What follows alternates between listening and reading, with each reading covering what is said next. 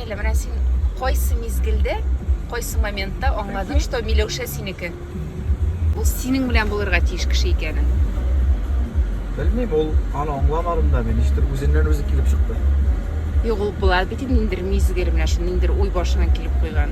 Что сен бүтін ғұмырың ол кіші білән өткеріге әзірсің. Тіл өзі әйтті да қойдай да меңа күйеуге шықты. Милеуша сен? Мен өзімді аңламадым. 18 yaşımda kuyovga chiqdim.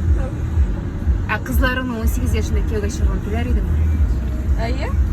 Yaratsalar. Anam kurashasida yo'q.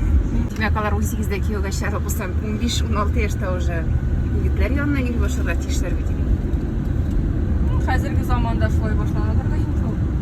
Yo'q, biz 18 yoshda bir tanishdik, 18 yoshda yuriy boshladik-da, uylandik. Uylanishdik degandek. Demak, аңламай да қалғансың. Ayi.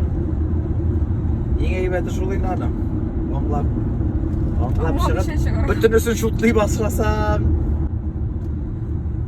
Құдайның бір бүләгідір енді ол мына, әгерде ир білән қатын тігі ортақ етіп яши алсалар. Чөнки аннан да тұрмай. Бұлар соң үйленішкен қорлар матұрғына яшилар ғұмыр бойы. Ширәгенә күрә қапқашы дейлер бит.